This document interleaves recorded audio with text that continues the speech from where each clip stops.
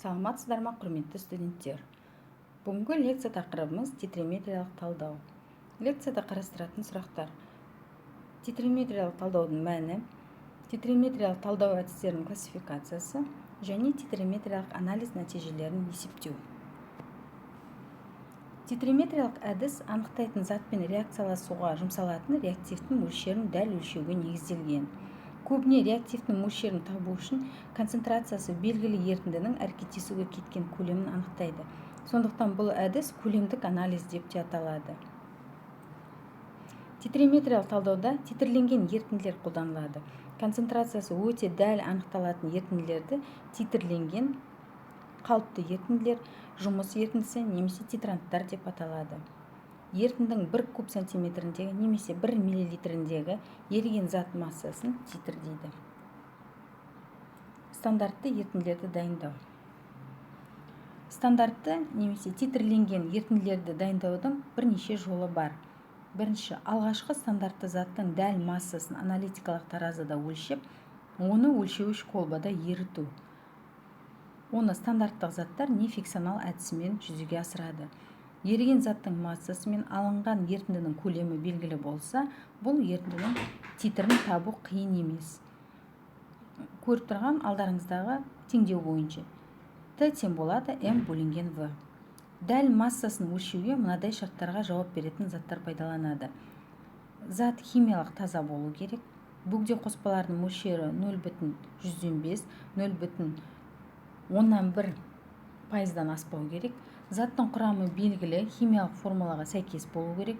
Сонымен қатар, қатты және ерітінді түріндегі заттың құрамы ауада сақтағанда тұрақты болу керек және өлшеу қатесінің мәнін азайту үшін алған заттың молекулалық массасы үлкен болған қажет.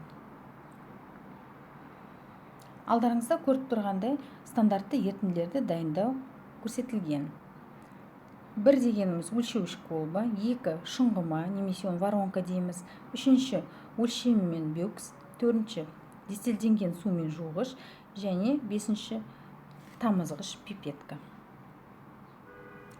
Мысал ретінде 0,10 5312 грамм натрий карбонатын 100 мл арналған өлшеуіш колбада ерітсек, онда түзілген ерітіндінің титрін берілген теңдеумен анықтаймыз. Яғни Т тең болады М бөлінген В.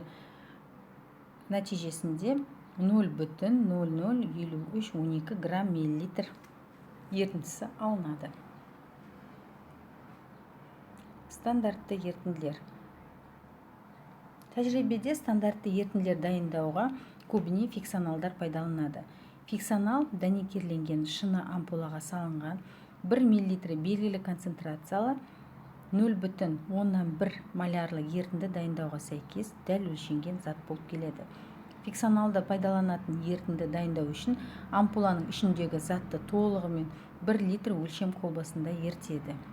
Егер зат жоғарыда келтірген шарттарға жауап бермесе, онда концентрациясы жуық мәнмен белгілі ерітінді дайындалады да, оның дәл концентрациясы басқа стандартты ерітіндіні пайдаланып анықталады. Ерітіндінің концентрациясын анықтағанда да және анализ жүргізгенде де титрлеудің келесідей 2 жолын пайдалануға болады. Бірінші, алғашқы стандартты не анализдейтін заттың нақты мөлшерін өлшем колбасында ерітеді. Белгіге дейін сумен толтырып ерітіндіні дұрыстап араластырады. Ол үшін тығынмен жабылған колбаны бірнеше рет аударады. Осы ерітіндінің пипетка мен аликвотты мөлшерін алып, оны титрлейді.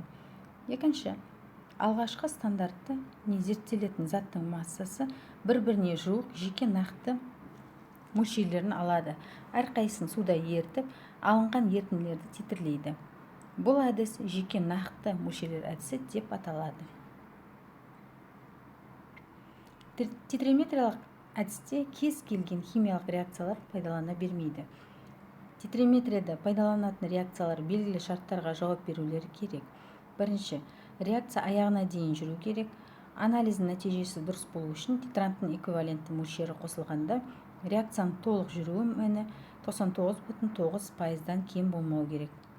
Екінші, реакция үлкен жылдамдықпен жүру керек. Үшінші, ерітіндіде титрант тек анықтайтын затпен белгілі стихиометриялық қатынаста реакцияласуы қажет.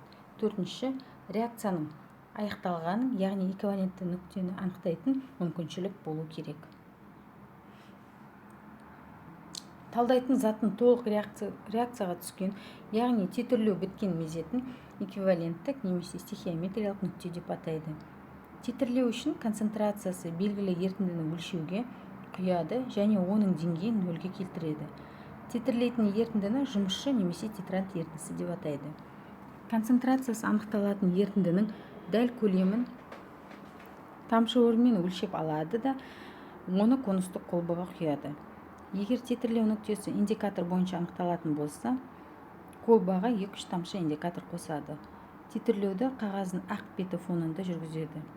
Титрлеу кезінде концентрациясы белгілі ерітіндіні өлшеуірден анықталатын ерітінді бар қолбаға үздіксіз араластыра отырып біртіндеп қосады.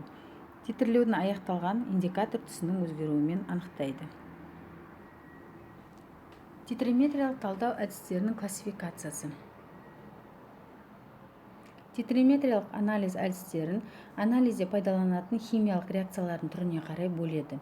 Бұл реакциялар протондар алмасатын, электрондар алмасатын, аз диссоциацияланатын немесе комплекстік бөлшектер түзетін және нашар еритін қосылыстар түзетін реакциялар. Осыған байланысты титриметриялық анықтауды мынадай әдістерге бөлуге болады. Бірінші, қышқыл негіздік титрлеу. Екінші, тотығы тотықсыздану титрлеу. Үшінші, комплексионный метриялық титрлеу. Және төртінші, тұнба алып титрлеу. Титриметриялық әдісті титрлеу жолына қарап та бөледі. Тікелей титрлеу әдісі анықтайтын зат концентрациясы белгілі ерітіндімен титрленеді. Екінші, ауыстыру немесе жанама әдісі. Бұл әдіс анықтайтын зат пайдаланып реагентпен әрекеттеспейтін, не реакция стихиометриялық жолмен жүрмейтін жағдайда пайдаланады. Мысалы, кальций иондарын перманганатометрия әдісімен анықтау. Кальций иондарын қымыздық қышқылы аниондармен тұнбаға түсіреді. Алынған тұнбаны күкірт қышқылында ерітеді. Содан соң пайда болған қымыздық қышқылын калий перманганаты ерітіндісімен титрлейді.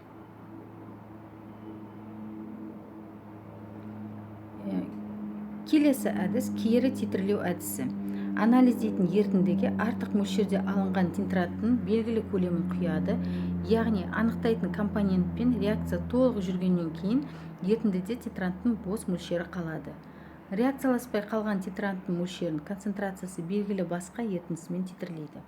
Алғашқы қосылған титранттың көлемі мен оның реакцияласпай артық қалған көлемін арасындағы айырмашылық титранттың анықтайтын затпен әрекеттесуге кеткен көлемін көрсетеді. Титриметриялық анализ нәтижелерін есептеу.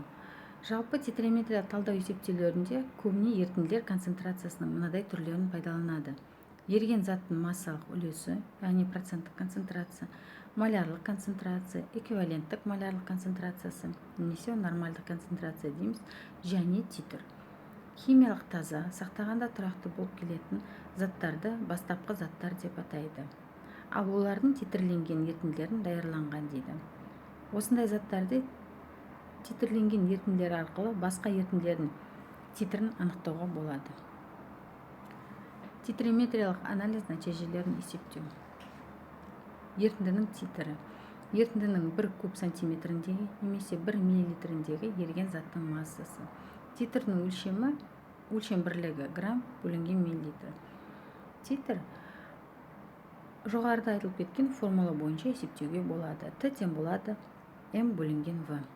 Мұнда М дегеніміз еріген заттың массасы граммен берілген, В дегеніміз ерітіндінің көлемі миллилитрмен берілген. Ерітіндінің титрі белгілі болса, эквиваленттік малярлық концентрациясын келесі теңдеумен есептеуге болады. Бұл теңдеуде М дегеніміз еріген заттың эквиваленттісінің малярлық массасы. Ерітіндідегі әрекеттесуші заттар үшін эквивалент заңы мына теңдеумен өрнектеледі. Бұл жерде CE1, CE2 дегеніміз әрекеттесуші ерітінділердің эквиваленттік малярлық концентрациялары. Өлшем бірлігі моль бөлінген литр. В1, В2 дегеніміз әрекеттесуші ерітінділердің көлемдері миллилитрмен берілген. Ары қарай ерітіндідегі талдайтын заттың массасын анықтау үшін мына теңдеуді қолданады. ал егер талдау барысында зерттелініп отырған ерітіндінің көлемін өлшеуіш колбада белгілі бір көлемге дейін сумен сұйылтса және титрлеуге оның қажетті аликотты мөлшерін алынатын болса, онда заттың массасын мына формула бойынша есептейді. Сонымен бүгінгі лекциямыз аяқталды. Назарларыңызға рахмет.